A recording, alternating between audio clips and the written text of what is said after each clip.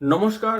Astro research চ্যানেলে আপনাদের অতি প্রিয় কাছের মানুষ, পছন্দের মানুষ এবং ভালোবাসার মানুষ জ্যোতিষ আচার্য শ্রী সিদ্ধার্থ আজ আবার উপস্থিত হয়েছি। আজ আবারও একটি গুরুত্বপূর্ণ এবং ভীষণই তাৎপর্যপূর্ণ এপিসোড সরাসরি আপনাদের সামনে আলোচনা তুলে ধরতে। বন্ধুগণ, 2026 বর্ষের জন্য যে গ্রহণ বা যে এক্লিপসের তালিকা অ্যাজ পার বিশুদ্ধ সিদ্ধান্ত পঞ্জিকা ওয়াইজ প্রকাশিত হয়েছে, তার মধ্যে বছরের প্রথম সূর্যগ্রহণ, বলয়াগ্রা সূর্যগ্রহণ, সেটি সংঘটিত হতে চলেছে 17ই ফেব্রুয়ারি 2026 নাগাদ। যদিও এই বলয়াগ্রা সূর্যগ্রহণ কিন্তু ভারতবর্ষের আকাশে ভিজিবল নয়, তবুও কিন্তু এই ধরনের গ্রহণের ক্ষেত্রে মানুষকে সবসময়তেই ভয় দেখানো হয়ে থাকে যে বিভিন্ন প্রকারের যে এই ধরনের গ্রহণের ক্ষেত্রে কিছু মিথস এবং কিছু পরিমাণে কিন্তু গুজবও ছড়ানো হয়ে থাকে যে এই এই কিছু ঘটতে পারে ইত্যাদি ইত্যাদি। এবং এই গ্রহণ সংক্রান্ত বহু দর্শক শ্রোতা বন্ধুদের থেকে আমার কাছে প্রশ্নাবলী এসেছে যে এবং যেহেতু এই এই যে গ্রহণ, সেই গ্রহণটি সংঘটিত হতে চলেছে কুম্ভ রাশিতে, এবং সেই কুম্ভ রাশিতে কিন্তু পঞ্চগ্রহী একটি সংযোগ কিন্তু হচ্ছে। তো এই পঞ্চগ্রহী সংযোগের বিষয়টি নিয়ে বহু প্রশ্ন আমার কাছে এসেছে। আমি আজ বিস্তারিত আপনাদের সামনে আলোচনা তুলে ধরবো যে এই গ্রহণে কি কি করা উচিত এবং কি কি করা উচিত নয়, তার রেমেডিস কি কি হতে পারে, সূতক আদৌ লাগতে চলেছে কি লাগবে না, কোথায় কোথায় গ্রহণ দৃশ্যমান, তার টাইমিংস ইত্যাদি বিস্তারিত আলোচনা আপনাদের সামনে এই এপিসোডে আমি তুলে ধরবো। ছোট্ট অথচ ঘটনাবহুল এপিসোড। সকল দর্শক শ্রোতা বন্ধুকে অনুরোধ করব অবশ্য করে এপিসোডটি শুরু থেকে শেষ অবধি দেখার জন্য, এবং যারা এখনো পর্যন্ত আমার চ্যানেলের নিয়মিত দর্শক শ্রোতা বন্ধু আছেন, এখনো পর্যন্ত চ্যানেলটিকে সাবস্ক্রাইব করে ওঠেনি, তাদের কাছে আমার বিনীত এবং স্বনির্বন্ধ অনুরোধ, অনুগ্রহ করে চ্যানেলটিকে সাবস্ক্রাইব করে পাশে থাকবেন, সাথে সাথে লাইক কমেন্ট শেয়ারও করবেন। বন্ধুগণ, সরাসরি প্রবেশ করি মূল আলোচনায়। শুরুতেই আপনাদের যা বলছিলাম যে বছরে অ্যাভারেজ 4টি করে গ্রহণ কিন্তু সংঘটিত হয়ে থাকে প্রতিটি বর্ষে, এবং তার মধ্যে গড়ে 2টি সূর্যগ্রহণ এবং 2টি চন্দ্রগ্রহণ। সূর্যগ্রহণের মধ্যে প্রথম গ্রহণটি হয় ইদা রাহুর সাথে বা কেতুর সাথে, দ্বিতীয় গ্রহণটি ভাইস অফ ভার্সা হয়। এবং এই 2026 বর্ষে 17ই ফেব্রুয়ারি বছরের প্রথম সূর্যগ্রহণ কুম্ভ রাশিতে ধনিষ্ঠা নক্ষত্রে হতে চলেছে, এবং 5টি গ্রহের সমাবেশ কিন্তু সেই সময় কুম্ভ রাশিতে থাকবে। এবং গ্রহণকালীন কুণ্ডলী ওয়াইজ রবি সেই সময় থাকছে 4 ডিগ্রি 32 মিনিট নাগাদ, এবং রাহু থাকছে অ্যারাউন্ড আপনার 15 ডিগ্রিতে, অর্থাৎ রবি এবং রাহুর মধ্যে অন্ততপক্ষে 10 ডিগ্রির তফাৎ থাকছে। ফলে এটি কিন্তু একটি পূর্ণগ্রাস সূর্যগ্রহণ হচ্ছে না, এটি বলয়গ্রাস সূর্যগ্রহণ হতে চলেছে। বন্ধুগণ, বলয়গ্রাস সূর্যগ্রহণ এবং পূর্ণগ্রাসের মধ্যে তফাৎটা আপনাকে ছোট্ট দু এক কথায় বুঝিয়ে বলি। পূর্ণগ্রাসে হচ্ছে যে চন্দ্রের যে উপচ্ছায়া সেটি সূর্যকে পুরোপুরি কভার করে ফেলে, এবং তার ফলে কিন্তু সূর্য পুরোপুরি কিন্তু ঢেকে যায়। কিন্তু এক্ষেত্রে যেটা দাঁড়াবে, বলয়গ্রাস সূর্যগ্রহণের ক্ষেত্রে চন্দ্র সূর্যের যে সেন্ট্রাল যে পয়েন্ট, সেই শুধুমাত্র সেন্ট্রাল পয়েন্টকে কভার আপ করবে, বাকি যে আউটসাইডার যে পেরিফেরি, সেই পেরিফেরি অংশটি কিন্তু খোলা থাকবে। ফলে সূর্যের বহিরাংশ নজরে পড়ার কারণে অনেকটা বলয় বা রিং এর মতো কিন্তু দৃশ্যমান হয়। সময়ের কথা যদি বলা হয়, ভারতবর্ষের ক্ষেত্রে এই গ্রহণ শুরু হচ্ছে দিবা 3:27 নাগাদ, এবং গ্রহণ চলবে আপনার অন অ্যান্ড অ্যারাউন্ড সন্ধে 7:58 পর্যন্ত।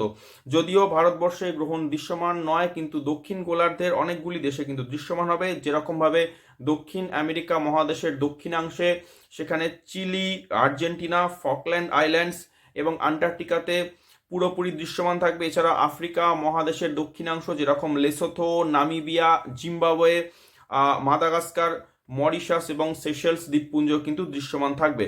বন্ধুগণ, গ্রহণ চলাকালীন দুই প্রকারের ভ্রান্তি ছড়িয়ে পড়ার কথা। এক প্রকারের মানুষ বলবে যে এটি খুবই খারাপ ইত্যাদি, আবার অনেককে কিন্তু বলবেন যেহেতু ভারতবর্ষে অদৃশ্য, ফলে এর কোনো প্রকারের নেগেটিভ ইম্প্যাক্ট কিন্তু পড়বে না। কিন্তু এই দুটি কথাই কিন্তু অসত্য।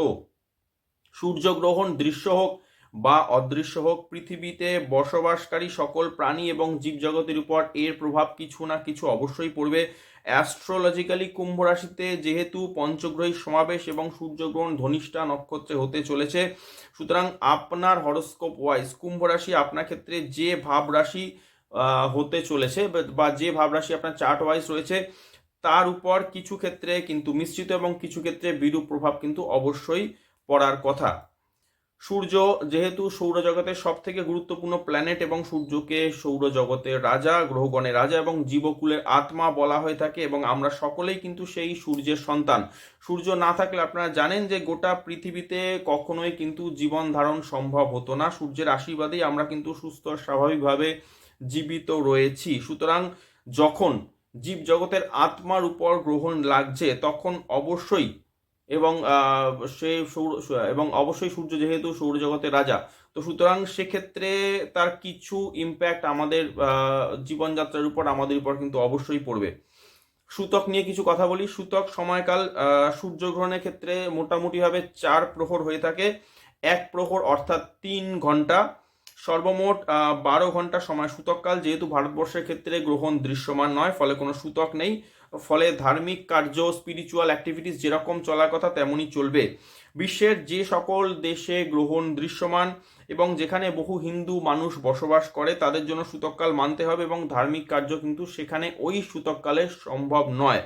এবারে এই 12 ঘন্টার সময়কাল, এইটা যেহেতু একটি বলা হয় যে ম্যালিফিক পিরিয়ড এবং এটি অশুভকাল, তো সুতরাং এই সময় কি খাদ্য গ্রহণ করা উচিত কি আদৌ, অথবা উপবাসে থাকা কি সম্ভব? আপনাদের প্রশ্নের উত্তর আমি জানাই যে বার পড়ছে মঙ্গলবার, দিন 17ই ফেব্রুয়ারি। এই সময় 12 ঘন্টার যে উপবাস, সেটা বয়স্ক মানুষ, শিশু, অসুস্থ যারা রয়েছেন এবং অবশ্যই কিন্তু প্রেগনেন্ট মহিলা, তাদের ক্ষেত্রে কিন্তু এটা একেবারেই পারতপক্ষে অসম্ভব এবং সেটা করাও কিন্তু উচিত হবে না। আপনারা বরং এই যে কয়টি গ্রুপের কথা বললাম, আপনারা কিন্তু স্বাভাবিকভাবে ডেইলি রুটিন কিন্তু পালন করতে পারবেন। এবং প্রেগনেন্ট মহিলাদের ক্ষেত্রে বলবো যে গ্রহণ চলাকালীন বাইরে কোনো প্রকারে না বেরোনো, সূর্যের দিকে সরাসরি না তাকানো কিন্তু ভালো হবে। কারণ যেহেতু রাহুর সাথে সূর্যের একটি কিন্তু ম্যালিফিক অ্যাসপেক্ট থাকবে, তো সুতরাং রাহুগ্রস্ত সূর্যের যে এনার্জি সেই সময় কিন্তু পাস আউট হবে, সেটি কিন্তু অবশ্যই খুব শুভকর হবে না। বন্ধুগণ, পঞ্চগ্রহী সমাবেশ নিয়ে কিছু কথা অবশ্যই বলবো। যে সূর্যগ্রহণের সময় এমন একটি গ্রহ সমাবেশ হবে যেটি কিন্তু খুব আনকমন নয়, যে অনেকেই বলছে এটি একটি বিরাট বড় বিষয় ইত্যাদি ইত্যাদি। পঞ্চগ্রহী সমাবেশ, আপনাদের বলবো যে কোনো সূর্যগ্রহণে কিন্তু রবি, চন্দ্র এবং এর সাথে রাহু অথবা কেতু, এই তিনটে নিয়ে, অর্থাৎ রবি, চন্দ্র, রাহু অথবা রবি, চন্দ্র, কেতু, এই নিয়ে কিন্তু সূর্যগ্রহণ বা চন্দ্রগ্রহণ এটি কিন্তু থাকবেই। এর সাথে সাথে যেহেতু রবির খুব কাছাকাছি থাকছে বুধ এবং শুক্র, ফলে বুধ এবং শুক্রের সাথে রবির যে রবির যে অবস্থিতি, সেটাও কিন্তু খুব একটা রেয়ার নয়। তো সুতরাং 70% সময় আপনার কম বেশি কিন্তু 5টি গ্রহ আপনার একটি রাশিতে চলে এসে যদি গ্রহণ সংঘটিত হয়, তাহলে কিন্তু এই ধরনের গ্রহ সমাবেশ সম্ভব হবে। ফলে পঞ্চগ্রহী সমাবেশ বলে ভয়ভীত হওয়ার কিছু কারণ নেই।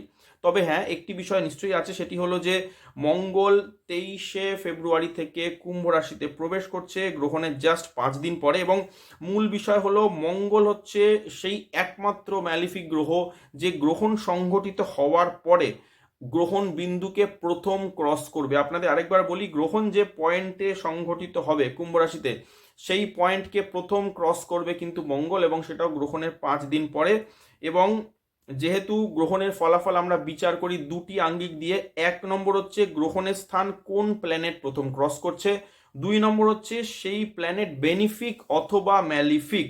যদি চন্দ্র, বুধ, শুক্রের মতো কোনো প্রকার বেনিফিক প্ল্যানেট হয় তাহলে কিন্তু অশুভ ফল ততটা থাকে না, কিন্তু এক্ষেত্রে যদি মঙ্গল, শনির মতো কোনো ক্রূর এবং পাপ গ্রহ যদি গ্রহণের স্থান প্রথম ক্রস করে, তাহলে ফলাফল যথেষ্টই কিন্তু জটিল এবং কিন্তু ডেঞ্জারাস, প্যারালালি ক্ষতিকারক হওয়ার সম্ভাবনা থাকবে।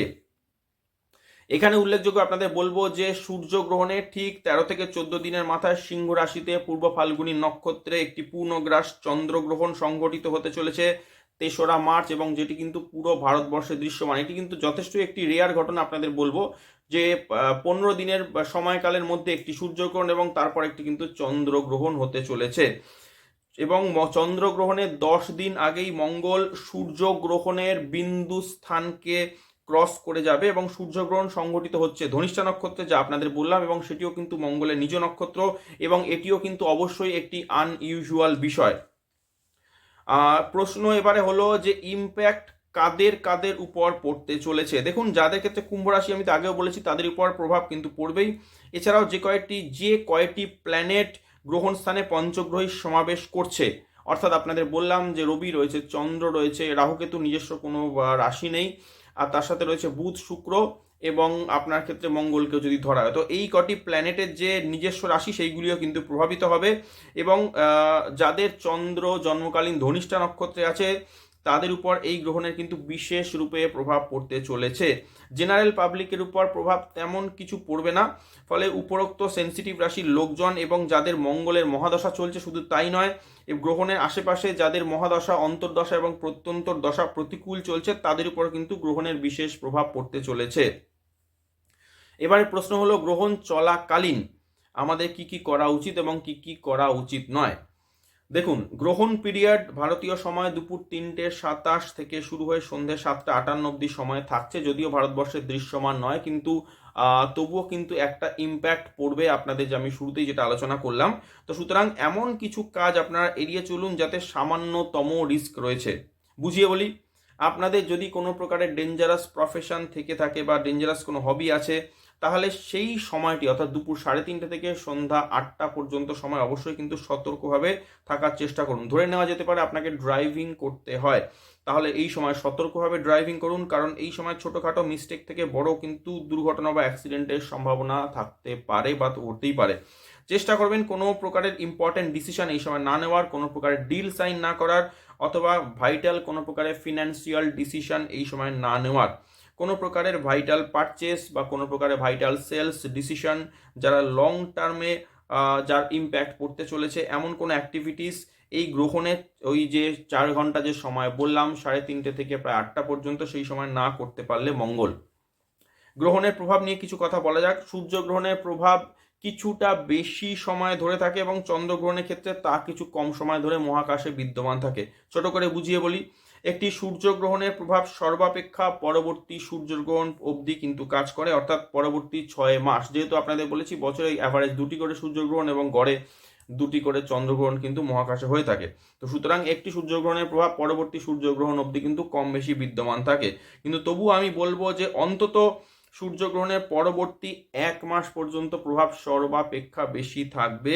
প্রথম 1 সপ্তাহ খুবই জোরালো প্রভাব কাজ করবে, এবং 1 মাস বলার কারণ, গ্রহণের যে বিন্দু, সেই বিন্দুকে মঙ্গল কিন্তু প্রথম ক্রস করতে চলেছে। 17ই ফেব্রুয়ারি সূর্যগ্রহণ, 23শে ফেব্রুয়ারি মঙ্গল কুম্ভে প্রবেশ করছে, মঙ্গল রাহু অঙ্গারক যোগ চালু হয়ে যাচ্ছে এবং মঙ্গল গ্রহণ বিন্দু ক্রস করবে 1 মার্চ নাগাদ। ফলে আমাদের সতর্ক থাকতে হবে অন্তত পক্ষে গ্রহণের দিন থেকে, অর্থাৎ 17ই ফেব্রুয়ারি থেকে মার্চের 15-16 তারিখ অবধি। প্রতিকারের বিষয়ে আসা যাক। গ্রহণের 4 ঘন্টা যে কোনো প্রকারের শুভ বীজ মন্ত্র বা আধ্যাত্মিক মন্ত্র, ইষ্ট দেবতার মন্ত্র উচ্চারণ করতে পারেন। আপনারা যারা দীক্ষিত তারা জপ করতে পারেন, যে কোনো প্রকারের আধ্যাত্মিক কর্ম এই সময় করতে পারেন। কারণ আবার বলবো, যেহেতু ভারতবর্ষের ক্ষেত্রে কোনো প্রকারের সূতককাল থাকছে না, সুতরাং ভারতবর্ষের ক্ষেত্রে আধ্যাত্মিক বা ধার্মিক ক্রিয়াকলাপে কোনো প্রকারের বাধা নিষেধ নেই, এবং এই ফল কিন্তু খুবই শুভ এবং মঙ্গলদায়ক হবে। শাস্ত্র বলছে গ্রহণ চলাকালীন যে কোনো প্রকারের আধ্যাত্মিক ক্রিয়ার ফল সাধারণ সময় কৃত ক্রিয়ার থেকে বহু গুণে বেশি হয়ে থাকে। দ্বিতীয় হচ্ছে, এই গ্রহণ চলাকালীন সময় কিন্তু ঘুমানো একেবারেই উচিত নয়। তৃতীয় বলবো, গ্রহণকালে ব্রহ্মচর্য পালনের চেষ্টা করুন। চতুর্থ বলবো যে গ্রহণ চলাকালীন কোনো প্রকারে খাদ্য গ্রহণ করবেন না। ইদার গ্রহণের পূর্বে খাদ্য গ্রহণ করুন, অথবা গ্রহণের পরে স্নান সেরে কিন্তু খাদ্য গ্রহণ করতে পারেন। চেষ্টা করুন যে রান্না করা যা খাবার থেকে থাকবে তা গ্রহণের পূর্বেই শেষ করে ফেলার, কারণ এগুলিতে গ্রহণ দোষের কারণে কিন্তু গ্রহণের পর্বে এগুলি কন্টামিনেটেড হয়ে যায়। ফলে গ্রহণের পরে পূর্বে রান্না করা খাবার গ্রহণ না করাই ভালো। দুধ, দই ইত্যাদি কিছু দ্রব্য অবশ্যই ফেলতে পারবেন না। এগুলিতে আপনি বেসিল লিভস বা তুলসী পাতা দিয়ে আপনি রাখতে পারেন। তুলসী মেডিসিনাল প্ল্যান্ট, এবং এর মানে মেডিসিনাল যে গুরুত্ব তা অপরিসীম। এবং শুধু তাই নয়, তুলসী পাতা যুক্ত করলে বলা হয়ে থাকে যে দুধ, দইয়ের মতো বিষয় যেটুকু খাদ্য রয়েছে সেগুলো কিন্তু পরবর্তীতে তার মধ্যে যে গ্রহণকালীন যেটুকু দোষ সেটা কেটে যাবে। কিন্তু আবার বলছি, রান্না করা খাবারের ক্ষেত্রে কিন্তু এটা অ্যাপ্লিকেবল হবে না। চেষ্টা করুন গ্রহণের পর স্নান করতে এবং কিছু দান করতে।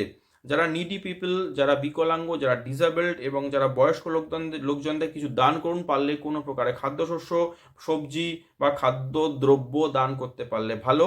আর একটা কথা আপনাদের অবশ্যই বলবো যে চেষ্টা করুন যে সূর্য গ্রহণের দিন, যেহেতু সেই দিন অমাবস্যা পড়ছে এবং চতুর্দশী থেকে অমাবস্যা পক্ষ পড়বে, ফলে পিতৃপুরুষদের জন্য কিছু করার চেষ্টা করুন। যেহেতু সূর্যগ্রহণ আপনারা জানেন যে চতুর্দশী অমাবস্যা তিথিতে হয়ে থাকে, ফলে এই সময় বা এই দিনগুলোতে পিতৃতর্পণ যদি করতে পারেন বা পিতৃপুরুষের উদ্দেশ্যে যদি জল নিবেদন করতে পারেন, সেটি কিন্তু খুবই শুভ কারক কিন্তু বিষয় হয়ে থাকে। বন্ধুগণ, এই পঞ্চগ্রহী সূর্যগ্রহণ বিষয়ে আমি আপনাদের সামনে আমার ভিউজ, আমার বিশ্লেষণাত্মক মতামত তুলে ধরলাম। আশা করব আপনাদের এপিসোডটি ভালো লেগেছে। যদি ভালো লেগে থাকে অবশ্য করে চ্যানেলটিকে সাবস্ক্রাইব করে পাশে থাকবেন, সাথে সাথে লাইক কমেন্ট শেয়ার করবেন। আজকের মতো এটুকুই বন্ধুগণ, ফিরে আসছি আগামী কোনো এপিসোডে নতুন কোনো আলোচনা নিয়ে, নতুন কোনো বিষয় নিয়ে সরাসরি আবারও আপনাদের সাথে খোলাখুলি বসতে। ততক্ষণের জন্য আপনাদের থেকে সময় চেয়ে নিচ্ছি। সকলে ভালো থাকবেন, সুস্থ থাকবেন, সতর্ক থাকবেন, আনন্দে থাকবেন এবং অবশ্য নিরাপদে থাকবেন। জয় ভগবান শ্রী রামকৃষ্ণ দেবের জয়, জয় জগৎজননী শ্রী শ্রী সারদা মায়ের জয়। পাশে থাকার জন্য সকল দর্শক শ্রোতা বন্ধুকে অনেক অনেক ধন্যবাদ। নমস্কার।